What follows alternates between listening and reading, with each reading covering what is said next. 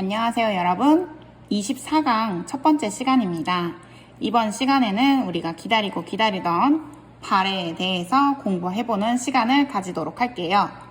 여기 보면 지도가 나와 있죠. 이 지도는 교과서 78페이지에 있는 지도입니다. 아래쪽에는 신라가 있고 위쪽에는 발해의 모습이 보입니다.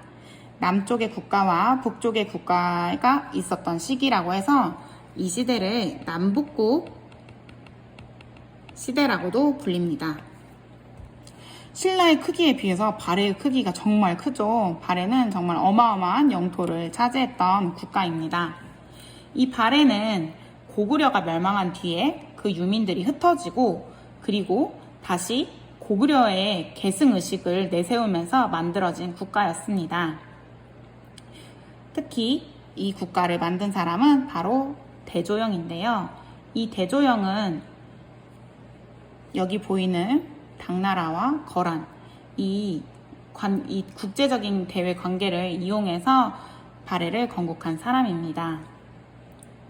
당시 여기 보이는 당나라는 거란과 대립적인 관계를 가지고 있었어요. 특히 거란이 당나라에게 반란을 일으키게 되는데요. 이러한 복잡한 상황을 이용해서 대조영은 고구려의 유민들을 데리고 요동 지역으로 이동을 하게 됩니다. 여기 랴호허 강이라는 강 명칭이 보이나요? 이게 우리말로 요하입니다. 요하강이라고도 불리는데요. 이 랴오어 강의 동쪽을 요동, 이쪽을 요서라고 불립니다. 자, 그러면 대조영은 랴오어 강의 서쪽에서 이 복잡한 상황이 일어나자 요동 지방으로 이동을 해온 겁니다. 이 대조영은 당나라 군사들이 쫓아올 때 다 물리치고 동모산이라는 이 지역에서 발해를 건국하게 되었습니다. 이렇게 건국된 발해는 무왕, 문왕, 선왕을 거치면서 선왕 시기에 전성기를 이루는 국가가 되었습니다. 그런데 926년에 거란의 침입으로 이 발해는 멸망을 하게 되죠. 그렇다면 이 발해에서 역사적으로 업적을 남긴 3명의 왕에 대해서 자세히 알아보도록 할게요. 첫 번째는 무왕입니다.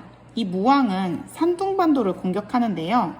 여기에 보이는 이 지역이 교과서에 더 자세히 나와 있죠? 이 지역이 바로 산둥반도 지역입니다. 발해의 무왕은 이 지역을 공격하고 또한 신라를 압박하면서 이름이 무왕이라고 불리는 것처럼 무력 행사를 많이 잘하는 왕이었습니다. 또한 이 시기에 연호를 사용하게 되는데요. 인안이라는 연호를 사용하면서 당나라와 대등한 국가라는 그들의 자신감이 보여집니다. 두 번째는 문왕입니다.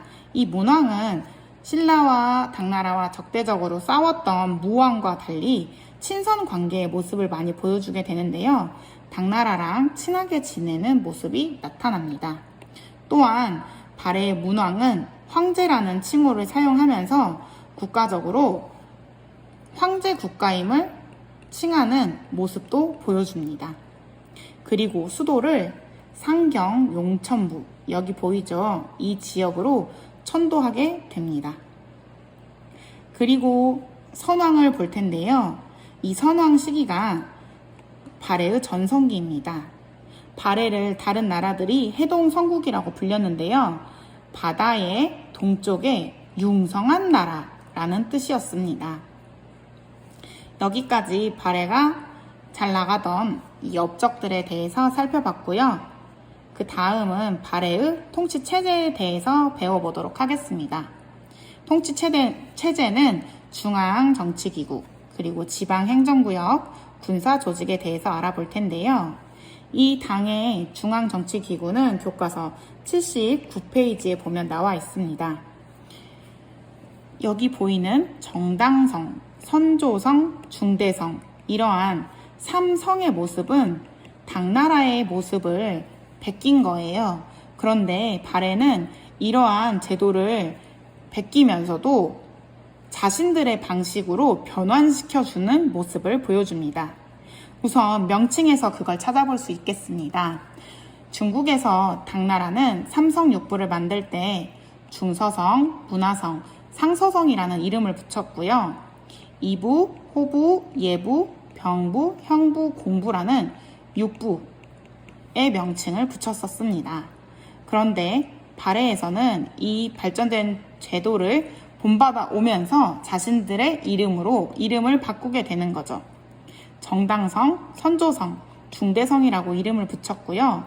당나라에는 없는 이원적인 운영 방식도 자기들이 만들어냅니다. 정당성 아래에 좌사정과 우사정을 두고 육부를 두 개로 나누어서 운영하는 모습을 보여줘요.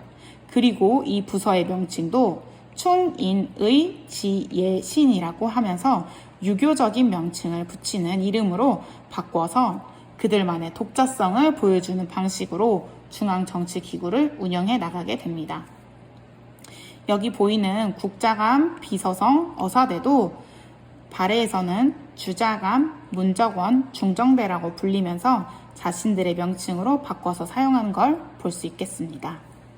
지방행정구역은 이 상경용천부를 제외한 나머지 지역을 어떻게 다스렸는지, 어떻게 나누은 행정구역으로 되어 있는지를 말해주는데요. 5경, 15부, 62주라고 해서 5개의 경, 15개의 부, 62개의 주로 나누어서 행정구역을 운영했습니다. 그리고 발해는 군사조직으로 10위를 두었습니다. 자, 여기까지 보면 이제 발해의 기본적인 내용을 전부 살펴봤습니다. 다음 시간에는 대외 교류에 대한 내용을 보도록 할게요. 24강의 첫 번째는 끝났고요. 두 번째에서 만나도록